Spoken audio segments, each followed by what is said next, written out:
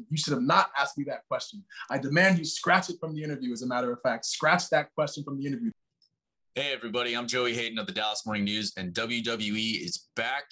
They have fans, and they are in North Texas this weekend. And I got a special 2-for-1 for you today. Kofi Kingston, Bobby Lashley, two halves of the main event at the Money in the Bank pay-per-view this Sunday in Fort Worth for the WWE Championship. I got to talk to both of them to hear their thoughts on the match and a whole lot more. So enjoy both of them right here. And joining us today, despite technology's best efforts, is WWE champion, the almighty Bobby Lashley. How are you doing today? Fantastic, man. So it's been a couple of months now. How is it, life as the actual WWE champion? It is, life has definitely changed since winning that title. I mean, it's been big. Nobody ever knows how you're going to feel when you win that title, but when you do, everything starts changing. I was getting calls from people that I hadn't talked to in years, and getting a lot of kind of positive feedback from everybody across the board. So it was a good feeling. And how was it, just that episode of Raw? Because it closed out the show. So then it was a lumberjack match. Everybody was surrounding the ring. Everybody basically was out there with you as you're holding the WWE championship for the first time. Yeah. I mean, it was a great experience. And I mean, I think it was a great show all the way across the board. Miz is incredible. Miz was that guy, and it was a perfect guy for me to win it from, and the perfect scenario. So I think that whole show in all the way across the board was incredible. But then afterwards, having to be able to hold up that title, and all of my peers, my colleagues coming into the ring with me, I think it was just a great experience, because everybody was kind of saying a lot of the same things. They know I put in the work, 17 years, grinding and not even taking a step back. And a lot of people say you deserve it. And I think that was the most important thing for me to hear is I deserve it, because I know I do. And that's just the last few months. Give it the last few days after the last Hell in a Cell pay-per-view. Not only did you get to have a Hell in a Cell match at the Hell in a Cell pay-per-view, you had a second Hell in a Cell match the very next night on Monday Night Raw. How are you just doing physically? How were you doing physically, A, after the first one, and then B, after the second one? The day after Raw, I went to Cancun for a week. I needed it. And that's the only thing that was going through my mind. I had the match on Sunday that almost killed me against Drew. And then Xavier's match was even more brutal. And the whole time when I was going through that match on Monday, I was like, tomorrow I'm picking up my kids and I'm going to Cancun. That's all I could think about. And that's what drove me through the match. I mean, I guess I'm Mr. Hell in the Cell. I mean, nobody's ever done that before. Went through 2 back-to-back Hell in the Cell matches. So that's another little notch that I can put up on my belt, and something to kind of remember and put my name in history. Yeah, 2 in 2 days is going to be tough to top, and maybe never done again. Never. And on top of all that, that was another 2 Hell in a Cell matches in front of no fans, basically. Both of them were in the Thunderdome, so there's not the extra adrenaline or just the extra energy from the building itself. But now with Money in the Bank right around the corner, SmackDown will be in front of an audience here this week. But you guys on Raw, you get Money in the Bank and Raw. This is your first shows with fans in over a year. Just how excited are you? How excited is the locker room to have this week and be like, oh, we're going somewhere? Everyone is exciting. I mean, I remember, and I tell the story over and over again, at Mania, when we came out in front of the fans, when we first saw the fans, this was before the show even started. We did the national anthem. We just walked on the stage. The fans just went crazy. It was such an awesome experience, because even some of the guys that weren't even wrestling that day, they're hopping in their place and they're like cracking their knuckles. They were just kind of itching to get out there. And that's the same thing that we're going to feel when we go to Dallas. I mean, it's back with the fans, man. We were able to do it, but it was challenging. It was challenging doing just at the PC at the beginning of the pandemic, and then afterwards working to the Thunderdome. Now, we had great matches and great shows, and everybody really put in some hard work during those times. But it's different when you have fans. When you have fans, when I can actually see them right there, and we get to kind of interact with the fans, when they get to feel, it's a different level of intensity. And that's what we're kind of waiting for right now. And I think everybody's excited about it. I don't know who's more excited, the fans or us, because we want to see the fans. That's that love-hate relationship that we've had forever, We hate the fans, but we love the fans at the same time.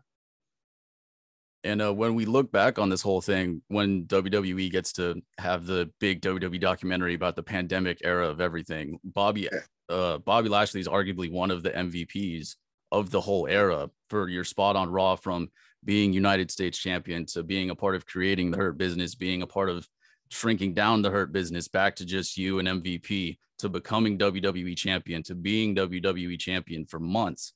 How does that kind of feel for you to have that spot in one of the most unknown, couldn't prepare for times WWE has ever seen?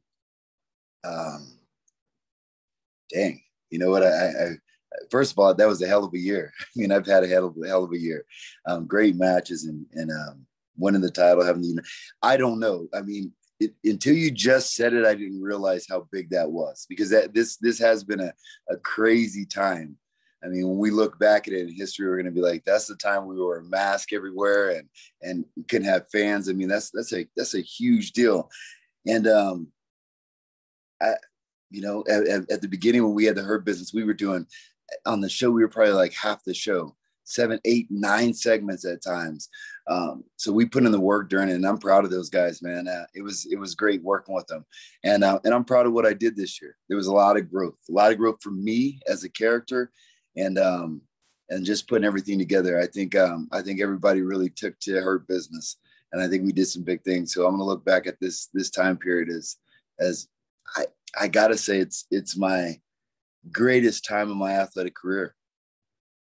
And speaking of the growth, do you think this is the best Bobby Lashley that the wrestling audience has ever seen? Or do you think there's more you can learn, more you can give, more character to evolve into?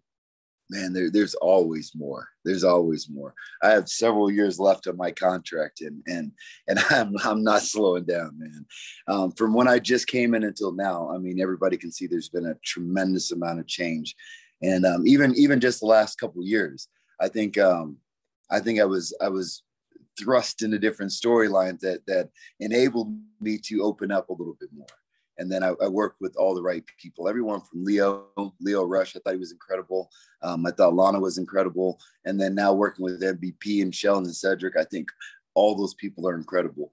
And I think that all those people were definitely key components in getting me where I am right now.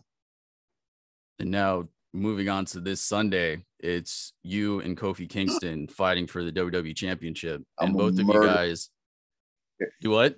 I'm going to murder him. That's what we needed this year. That's what everybody expected from me. And I'm going to give it to him.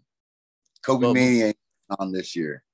Before we get there, how does it feel, not to have you speak for Kofi, but both of you guys hold the spot of being two of the few Black WWE champions. And now you two get to main event a pay-per-view together, fighting for the WWE Championship. How does that mantle feel, not necessarily to be on or weight to carry, but how does being another spot question, how does being in that spot, how does that make you feel? Oh, it feels great. I mean, there was a poster that was passed around, and I actually posted it on my site, and it was myself, Kofi, and The Rock on there. So just to see that picture and the kid standing in front of that picture and looking at that picture, there was a lot of meaning to that picture. It was what we've done for the culture, for the sport, and just opening up things and showing that there's no ceiling there of what you can do. And it was cool for me, because having my son being a young Black man or young Black boy, just looking up at me and saying, you know what, I can do it too. But at the same token, I used to love watching the New Day. I love the New Day. They're very, they're fun. They're fun. So it's been a good time working with these guys. But at the same token, you know what? Like I said before, this year has been my year, and there's a lot more things that I want to accomplish this year. And right now, Kofi's just kind of in the way. I wish it was different timing, maybe next year at WrestleMania or something like that, where he can come back and have a little opportunity. But right now, I'm in full swing, man, and I don't think there's no stopping me right now. Well, I can say I'm sure we would be happy to have Bobby versus Kofi for the WWE Championship again at WrestleMania, because funny enough, WrestleMania is in Arlington at the house that Jerry built at AT&T Stadium. So yes, I know you just had WrestleMania. You got to walk in WWE champion. You got to walk out WWE champion, but it was at 25% capacity, I think it was. How much would it mean to you to get to do that again, but at full capacity? What do they have there? 100,000? Is it 100,000 capacity? Yeah, 100 plus. That's what WrestleMania got last time. 100 plus. Okay. I think we're looking to break the record, man. I think we're looking to break the record. And I think it'd be incredible if I was able to keep that title. And I think I can. The path looks good. I mean, taking out Drew is the best of the rest. So taking out Drew, I don't know who we're going to bring in. I don't know who else is going to come, but I think there's some big matchups that everybody wants to see. And I think those might come to fruition coming in to in WrestleMania season. So I'm just kind of anxious to see what it is. I mean, Bray's still out there. Roman has a full head of steam, the head of the table. And there's some other names that have been kind of coming, that have been thrown out there. So I'm anxious to see. I mean, but it's Dallas. It's over 100,000 fans. So I know we're going to bring out the best matches that we can. So I think I'm going to have a pretty premier spot in WrestleMania. I'm not sure who it's going to be against, but I'm excited. And I'm not saying, but I'm just saying Brock Lesnar, maybe. I'm not saying anymore, man, because every time when it's mentioned, if I say anything about it, all the headlines is Bobby called Brock out. I'm not calling this man out. I'm not calling him out. All I'm saying is that it is a big matchup. And if it comes kind of in Dallas, would be great. A lot of my family's in Dallas. My dad lives down there. My sister lives down there. So the Lashleys will be in attendance at WrestleMania. So it's got to be a big match. So if it's Brock, it's Brock. I don't know. But they're also, you know what? Drew has to kind of like work his way back up. And there's some other guys out there that are doing some big stuff right now. And the briefcase, we'll see who wins the briefcase. So there's a lot of things that come into play the next few months. And hopefully that means your family gets to come out this weekend too and get to see you not once, but twice at both shows. Absolutely. And how much has MVP meant?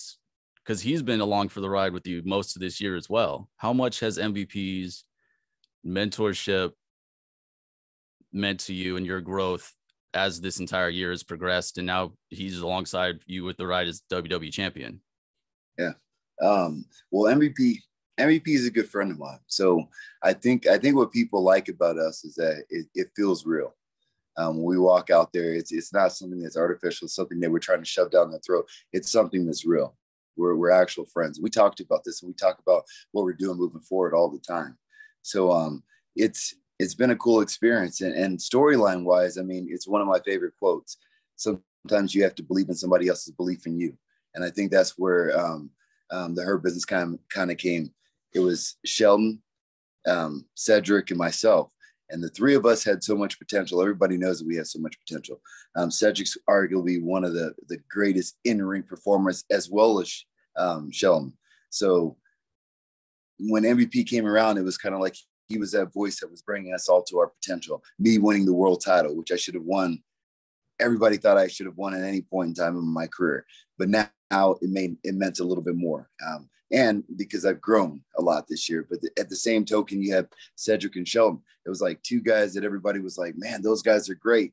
And when you gave them opportunity, they showed out. So they achieved everything that everybody thought they would be able to do it. And MVP was kind of that person that was kind of like forcing us to do it. He was the one that we had to believe in. And then we started believing in ourselves. It's crazy what happens when talented people get opportunities, right? That's all you need is opportunities. And one final question. It may be the most important of all. On flights to and from Dallas for these shows, WWE title, does it stay on your shoulder? Does it go into carry-on? Does it get checked? How exactly do you plan to travel with it? I never leave without it. It's right there. Actually, you know what? I am going the bus route from now on, so I won't be flying as much. So it will stay with me all the time. It's always stayed with me. It's the minute I want it, it has not left my side. The only time it's left my side is sometimes when I have to give it to the guy on the side of the ring and he holds it there for a few minutes. But after that, I snatch and take it with me. It's always with me. I take it home. My kids take pictures with it. We do little TikTok videos, but it's mine. So I'm not giving it up to anyone. Absolutely. Well, Bobby, thank you very much for taking a couple minutes to talk to us today. And everybody can go see Bobby defend his WWE championship against Kofi Kingston in Fort Worth on Sunday, and then see him carrying it high on Monday at Raw at American Airlines Center in Dallas. So good luck this weekend, and thank you, sir. Come watch Massacre. Right on, man. Fresh off an interview with Bobby Lashley, we're now here with Kofi Kingston, the other half for the main event in Fort Worth at the Money in the Bank pay-per-view for the WWE Championship. Kofi, how are you doing today, sir? Oh, I'm doing fantastically well, and I'm glad that you got me after Bobby Lashley, because that's like a sign of things. Like, for example, when they have the championship introductions to a championship match, they always introduce the challenger first, and then they bring out the champion. You know what I'm saying? They bring out the big guns. So y'all brought Bobby Lashley on first, and then you came to me because you wanted the big guns to come out and give you the caboose in the train, if you know what I'm saying. You wanted somebody that was gonna bring it home, if you know what I mean. That's what you wanted, and that's what you're about to get.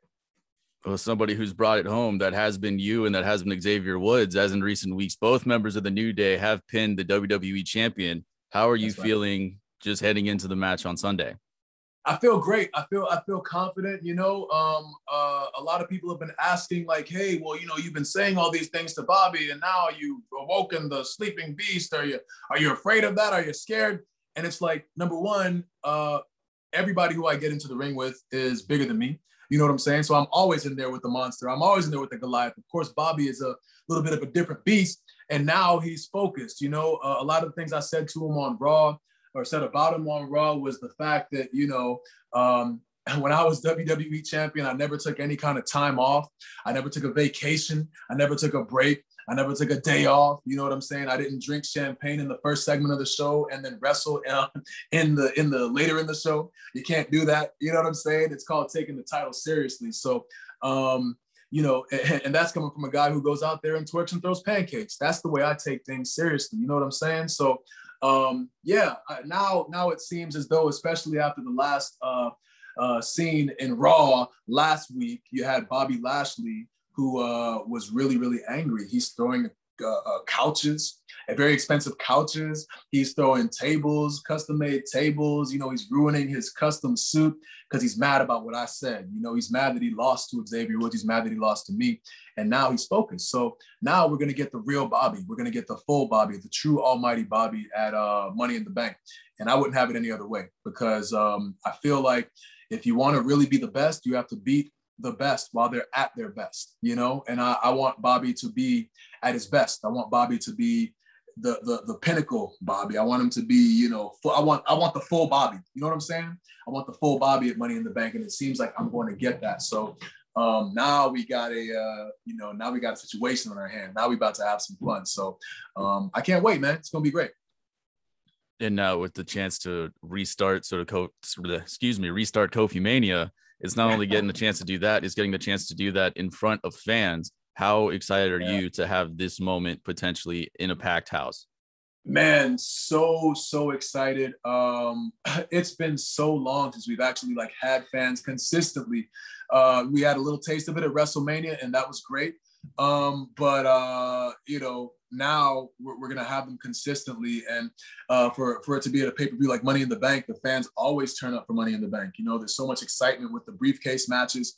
And you have a really stacked card, between Roman Reigns and Edge and, Rhea Ripley and Charlotte. You have obviously myself versus Bobby. And it's going to be amazing. The energy, the way that the WWE product is supposed to be consumed is it's supposed to be consumed in front of a live crowd, because we feed off that live energy and vice versa. People come, they bring their signs, they have all this fun. They get to yell at the people who they like. They get to cuss out the people who they don't like, and they just get to exert this level of energy that you don't really get in any other form of entertainment. So I'm really excited to be able to see people's faces and see people smiling in the crowd and feed off that energy. And I know that people are really excited to see us as well. Because like I said, it's been way too long. Everybody has been starving. People have been starving for this live entertainment in the WWE ring. And we have been starving for the people. So everybody's going to come to Money in the Bank. We all going to eat. You know what I mean? We're all coming with our appetites because we've been starving for so long, but not for long.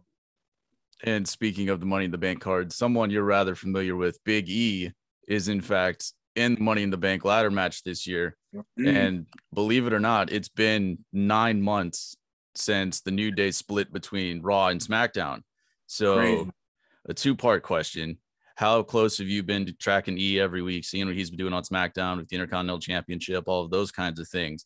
And is Kofi Kingston ready to live in a world where Kofi Kingston is WWE champion and Big E is Mr. Money in the Bank? Yeah, that's the best. That would be the best kind of world, both of us being at the top of our game, I think that, we both have a huge mountains to climb, and a lot of people like yourself want to try to drive that wedge. You want to blow by this, this. I didn't drive any wedge. It was a question. People that you come with your wedge ready, so what if you win the WWE Championship and E has the briefcase and you're ready to just put that wedge and you're trying to find a crack in the foundation, you're trying to drive the wedge. I know what you're trying to do because everybody's trying to do it. But the both of us have a huge mountains to climb. Myself, I would be a fool to look past Bobby Lashley and start thinking about like defending a title against anyone or Mr. Money in the Bank. And E, same thing, man. There's a lot of great competitors in that Money in the Bank ladder match between Matt Riddle and, Ricochet and John Morrison and everybody in that match. Drew McIntyre, former WWE champion, who has been banned from facing Bobby, who wants to like get a reason to be able to do that again. So, we can't look past these matches that we have ahead of us. We have to get through all of that first and then kind of cross the bridge when it comes and address all you wedge drivers, if and when that situation comes to be upon us. But, yeah, man, I think that's the great thing about WWE, right, is that you never know what's going to happen, especially now with like live audiences in the crowd. Like I said, man, there's nothing like what we do in person in the flesh. So, again, we are super excited for Sunday, the following night, Monday, in Dallas, so it's going to be great. It's just going to be awesome. And the Texas crowd, of course, we all know how rowdy y'all get. So I live in Austin now. So, I get a full taste, every time I come home, so yeah, man. Yeah, we can't wait. Everybody's just moving to Austin. I know, right? Hey, everybody's moving to Austin. Our property value has doubled. Everybody, want to buy houses, but we like where we live. So I don't think we'll be selling anytime soon. And sidebarring from the WWE Championship and Money in the Bank, I would, as a fan of Up, Up, Down, Down, I would like to talk about the Left, Right Championship for a second. Oh, man. How has it sat with you, the loss in the No Mercy tournament semifinals? So this is supposed to be an uplifting interview. I was going to compliment you on your background. You got all these pops back there. I see the New Day pops, and then, yeah, I feel like you used all that. I don't even know if you own all that stuff. You probably just rented it to kind of like get me to let my guard down.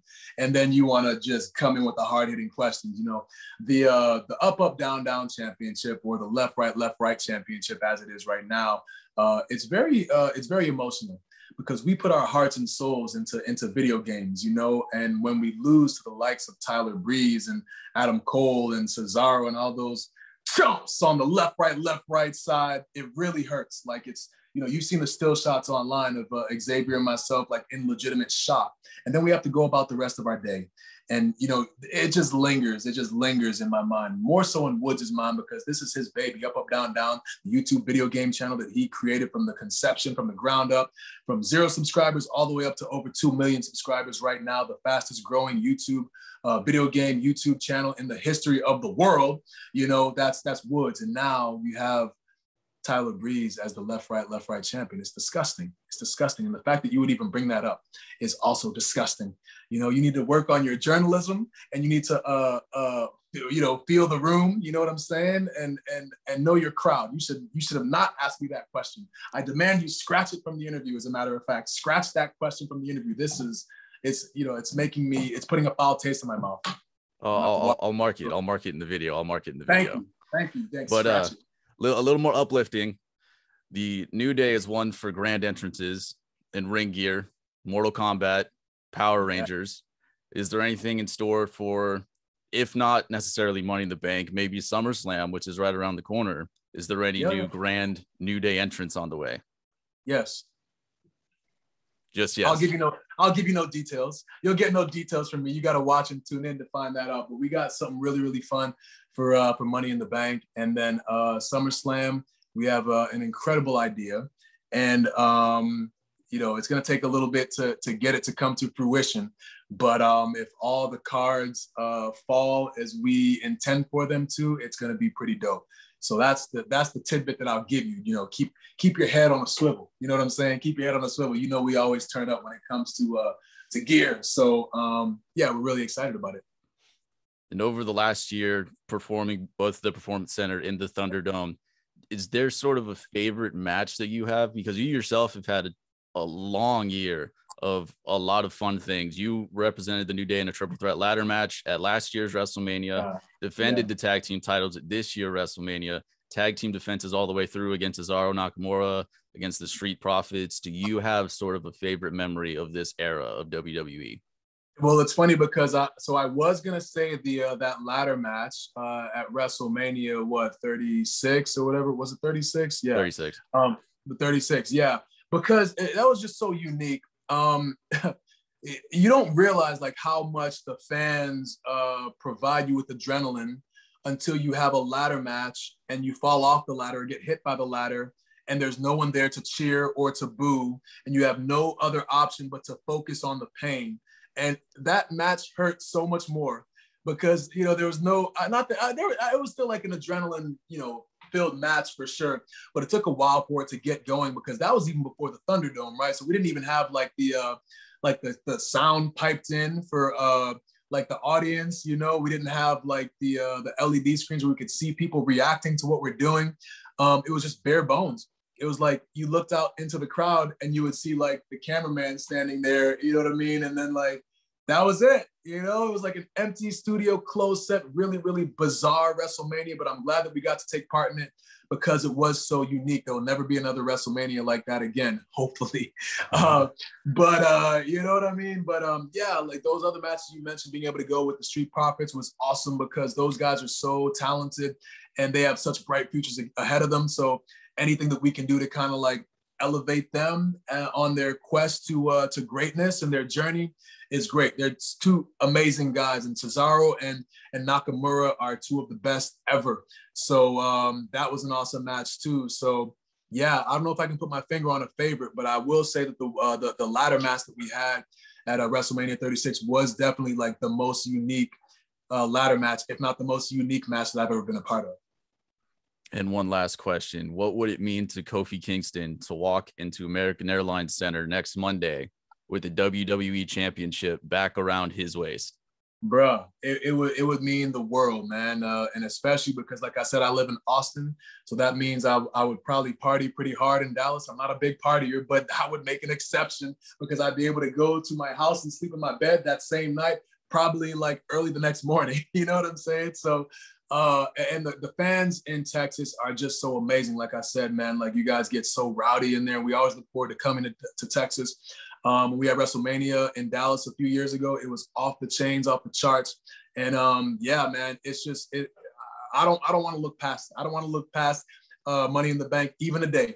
I don't even want to start thinking about the celebration on Monday because like I said, I got a huge mountain to climb in Bobby Lashley. And yeah, man, we're both going out there and just giving it our all, and we'll see who comes out on top. So once that match is over, then I'll start thinking about what comes next. But until that point, I refuse to look past Bobby Lashley. I'd be a fool to do that. All right. Well, Kofi, thank you for giving me a couple of minutes. And, if you're around after Raw, you can send me an invite. And I promise to not bring up any No Mercy tournaments. Well, it's too late for that between the No Mercy tournament and the wedge driving. I had your invitation set and I was going to offer it to you at the end of the interview, but you ruined that for yourself. So think about that next time you have a guest on the show. Think about what you bring up and the questions that you ask them because you just might offend them. And that's what you did to me is you offended me and you offended your way right out of a front row ticket to the celebration or whatever it is that we were going to do. So there. Yeah, think about that. Maybe next time I'll get to work on it. Thank you, Kofi. Right on, man. Thank you. Good to talk to you.